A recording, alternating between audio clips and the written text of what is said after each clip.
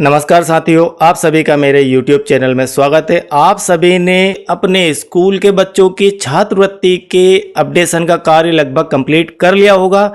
इस कार्य को कंप्लीट करने के कुछ समय बाद आपके पास वरिष्ठ कार्यालय द्वारा मैसेज प्राप्त होता है कि आपके स्कूल के कुछ बच्चे छात्रवृत्ति में रह गए हैं, कुछ बच्चों के बैंक अकाउंट फेल हो चुके हैं।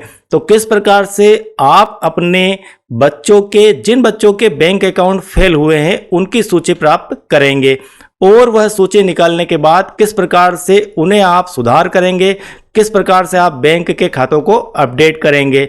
और एक स्पेशल इस वीडियो में बात रहने वाली है कि अब से गणवेश का जो पैसा है वह बच्चों के बैंक खातों में वापस से आना स्टार्ट हो जाएगा। पहले भी बच्चों की गणवेश की राशि उनके बैंक अकाउंट में ही प्राप्त होती थी, लेकिन अब यहाँ पर आपको अगेन अपडेट करने के लिए कहा गया है कि जिन भी बच्चों के बैंक अकाउंट गलत है उनको आप अपडेट कीजिए, उन्हें आप सुधार कीजिए। तो किस प्रकार से आपको पता चलेगा कि किन किन बच्चों के खाते गणवेश हेतु गलत हैं, तो वह सूची आपको कैसे निकालना है, कैसे प्राप्त करना है पोर्टल पर, यह भी आज का हमारा सब्जेक्ट रहने वाला है।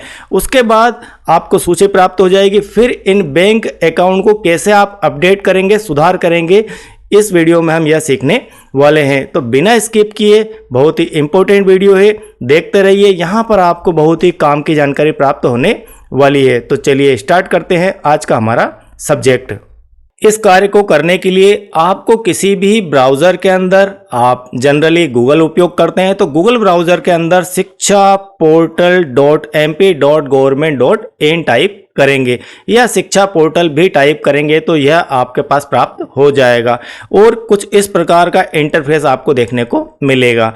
इस पेज के ऊपर सबसे ऊपर शिक्षा portal of Madhya Pradesh state यह लिखा हुआ होता है और नीचे आपको लॉगिन लिखा हुआ होता है। चूंकि हमें लॉगिन होना होता है इस काम को करने के लिए, तो आपको यहाँ पर सीधे सीधे लॉगिन का ऑप्शन ही चूज कर लेना है।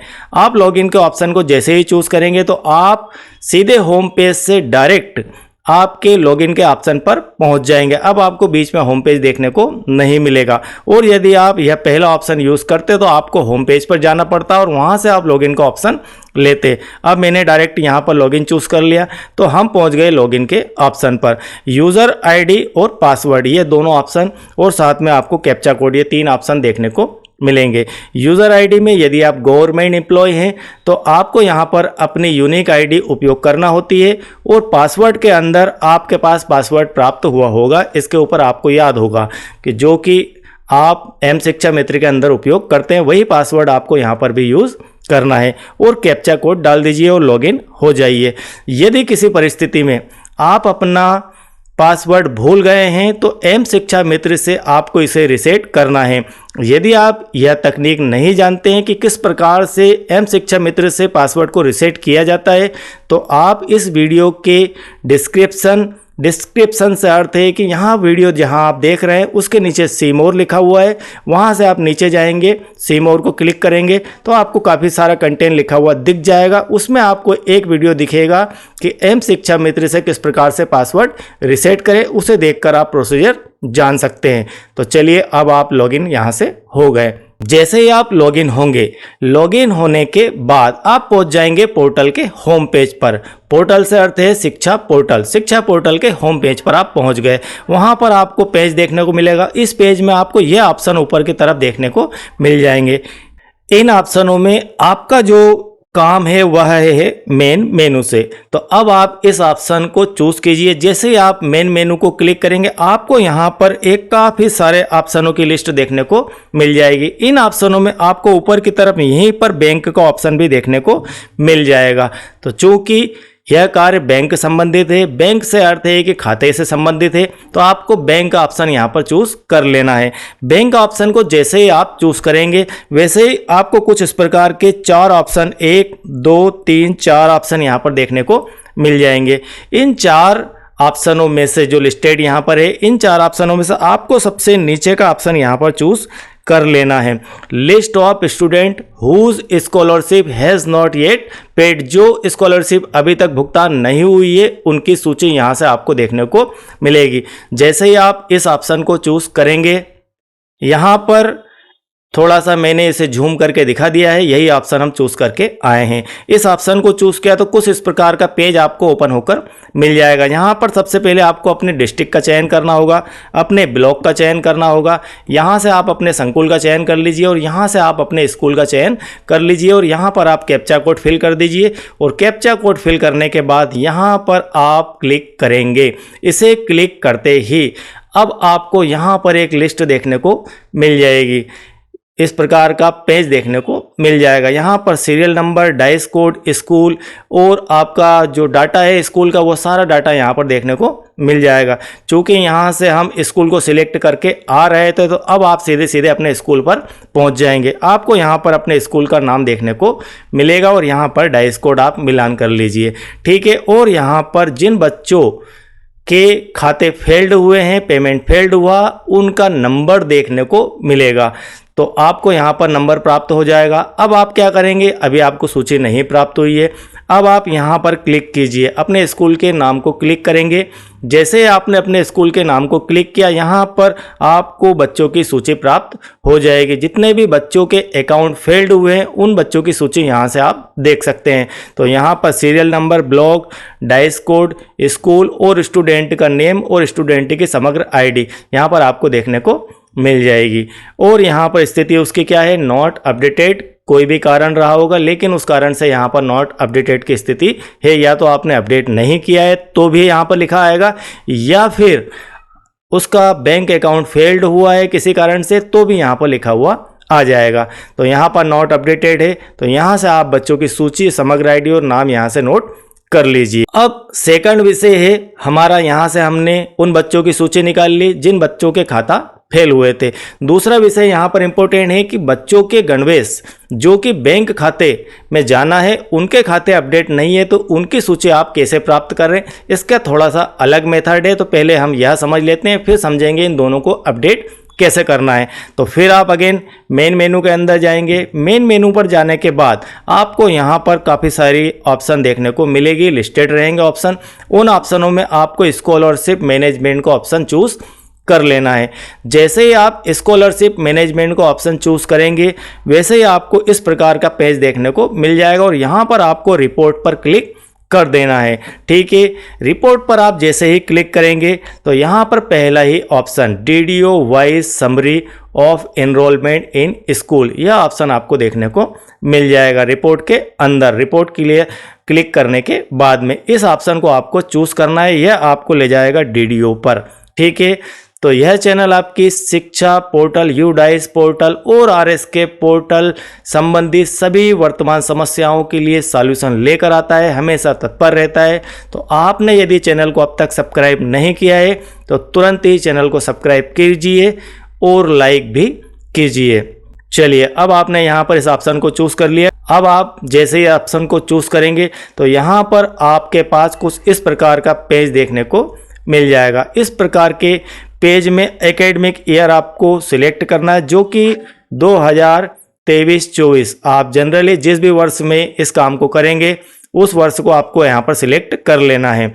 और यहाँ पर आपका जो है डिस्ट्रिक्ट देखने को मिल जाएगा, चूँकि आप एक प्रोसीजर से आ रहे हैं इसलिए आपको डिस्ट्रिक्ट देखने को मिलेगा। डिस्ट्रिक्ट देखने को मिलेगा, इसके बाद आप यहाँ पर कैप्चा कोड फिल कर दीजिए और शो रिपोर्ट पर चले जाइए, इसे क्लिक कर दीजिए। इसे क्लिक करते ही आपको यहाँ पर कुछ इस प्रकार की सूची देखने को मिल जाएगी, DDO नेम। अब आप इस डिस्ट्रिक्ट के अंदर, हमने एक एग्जाम्पल लिया एक डिस्ट्रिक्ट का, उस डिस्ट्रिक्ट के अंदर जितने भी DDO हैं उनकी सूची यहाँ पर खुलकर आ जाएगी। सूची खुलकर आ गई, उनका यहाँ पर फ़ोन नंबर भी देखने को मिल जाएगा DDO का संबंधित, और यहाँ पर टोटल एनरोलमेंट, इस प्रकार के यहाँ पर संख्यात्मक आंकड़े लिखे होंगे।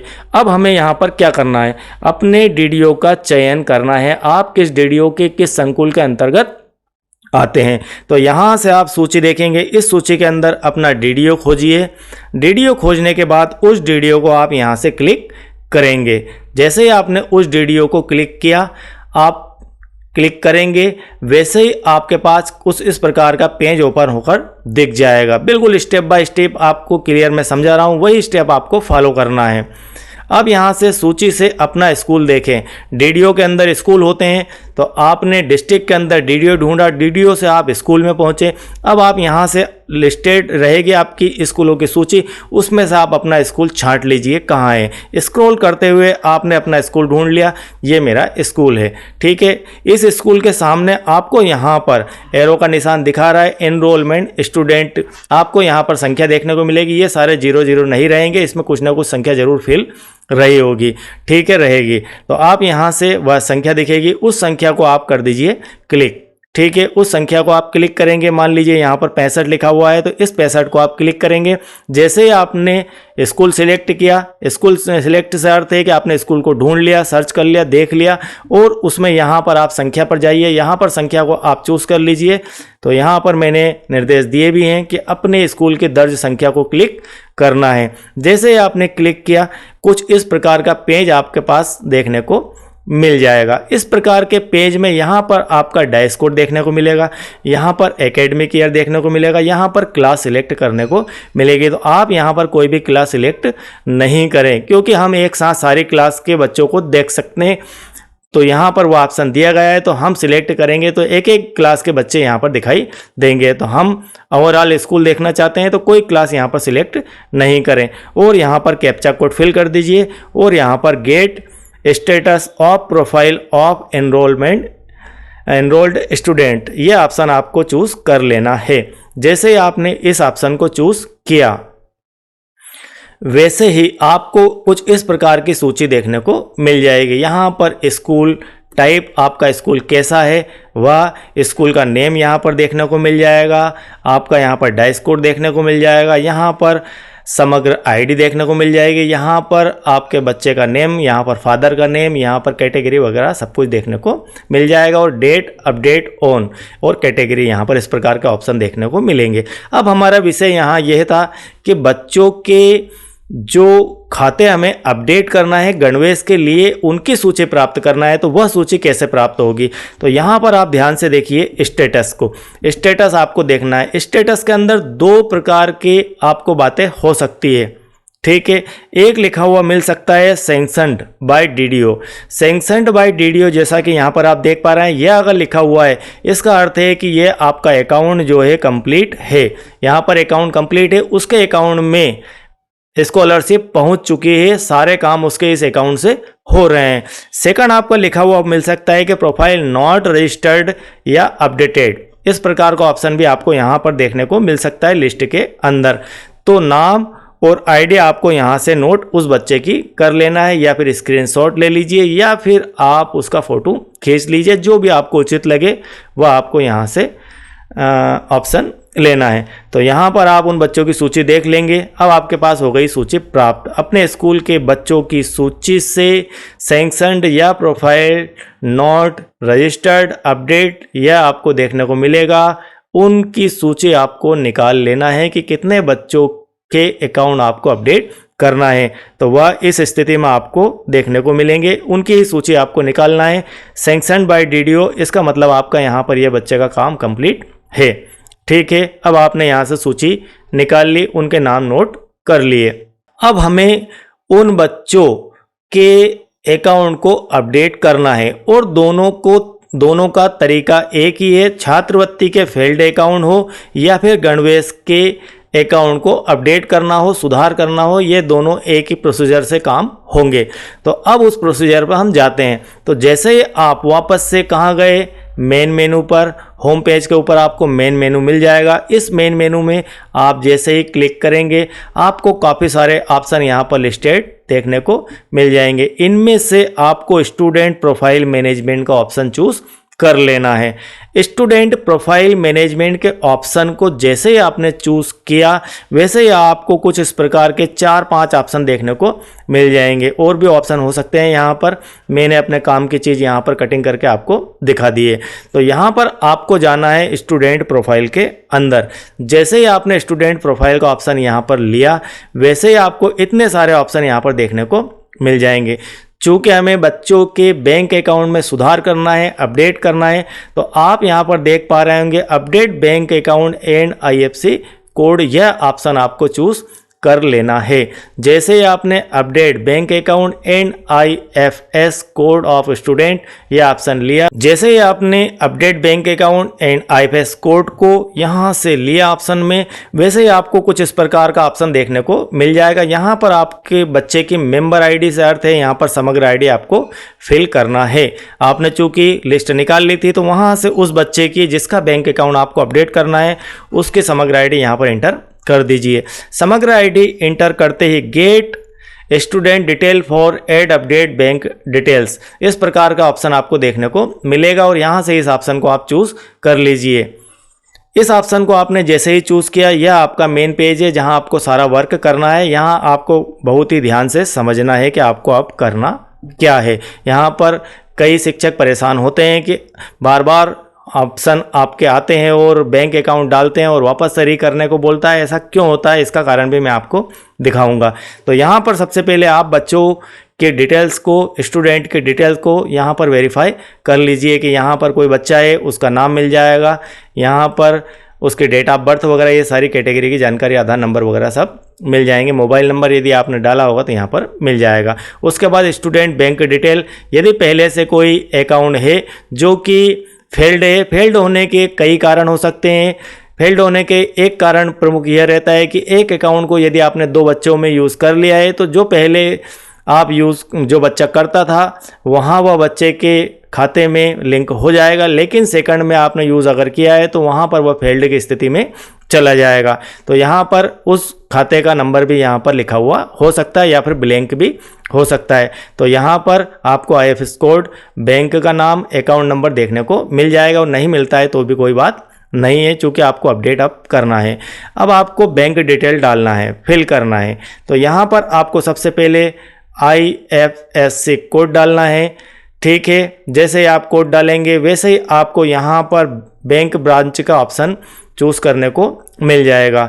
और यदि आप यह कोड नहीं जानते हैं तो यहाँ से आप सर्च भी कर सकते हैं, फाइंड भी कर सकते हैं। ठीक है, अगर आपने यहाँ पर फिल कर दिया कोड को, बैंक के कोड को, तो यहाँ पर उस ब्रांच का ऑप्शन आपको देखने को मिल जाएगा। उस ब्रांच का नेम आपको ध्यान से देखना है और सिलेक्ट कर लेना है और यहाँ पर वही आपको अगेन सिलेक्ट कर लेना है और उसका यहाँ पर अकाउंट नंबर प्रॉपर रूप से डाल देना है और यहाँ पर री एंटर करना है। कॉपी पेस्ट करने की कोशिश करेंगे तो यहाँ पर वह काम नहीं हो पाएगा। आपको प्रॉपर रूप से एक एक डिजिट को देखते हुए यहाँ पर एंटर कर देना है।